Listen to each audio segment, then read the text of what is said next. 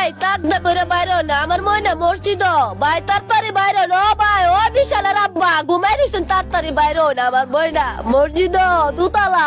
মাইমুনা আক্তার ময়নার হত্যাকাণ্ডের সাথে জড়িত। এবার বেরিয়ে আসতেছে আস্তে আস্তে আসল তথ্যগুলো।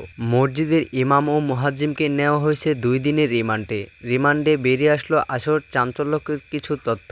বিস্তারিত জানাবো আজকের এই ভিডিওতে, তাই ভিডিওতে লাইক দিয়ে চ্যানেলটি সাবস্ক্রাইব করে আমাদের সাথেই থাকুন। মাইমুনা আক্তার ময়নার হত্যাকাণ্ডের সাথে জড়িত আসল অপরাধীকে কিন্তু এখনো অ্যারেস্ট করা হয়নি। পুলিশের সন্দেহের বাইরে কেউই নেই। মাইমুনা আক্তার ময়নার মরদেহ যে মসজিদ থেকে উদ্ধার করা হয়েছে সেই মসজিদের ইমাম এবং কি মুয়াজ্জিমকে নেওয়া হয়েছে আদালতে। আদালত 2 দিনের রিমান্ড মঞ্জুর করেছে মুয়াজ্জিম এবং ইমামের। তবে এলাকাবাসীদের দাবি যে মুয়াজ্জিম এবং ইমাম একদম নির্দোষ, তারা কোনো অপরাধী করেনি। এলাকাবাসীদের কাছ থেকে জানা যায় যে যেদিন ঘটনাটি ঘটে সেদিন ইমাম এবং মুয়াজ্জিম কেউই ছিল না, তারা দুজন তাদের বাড়িতে ছিল ছুটিতে। মাইমুনা আক্তার ময়নার ঘটনার সাথে কোনোভাবেই জড়িত নয় মসজিদের ইমাম এবং কি মুয়াজ্জিম, তাদেরকে ফাঁসানো হচ্ছে। তবে পুলিশের সন্দেহের তালিকায় ছিল মসজিদের ইমাম এবং কি মুয়াজ্জিম, এর জন্যই তাদেরকে রিমান্ড নেওয়া হয়েছে। ময়নার এই ঘটনায় তার প্রবাসী বাবা মুখ খুলেছে। ময়নার বাবা বলে যে আমার সন্দেহের বাইরে কেউই নেই, আমার বউ এবং কি আমার ভাইও সন্দেহের বাইরে নেই।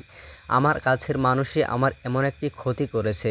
কে হতে পারে সে, তা অবশ্যই কিন্তু সে একদিন না একদিন সামনে আসবেই, সেদিন তার শাস্তি অবশ্যই হবে। ময়নার বাবা এক সংবাদ সম্মেলনে জানায় যে আমার বউ এবং কি আমার ভাইও সন্দেহের বাইরে নেই। এই নিয়ে শুরু হয়েছে তুমুল আলোচনার সমালোচনা।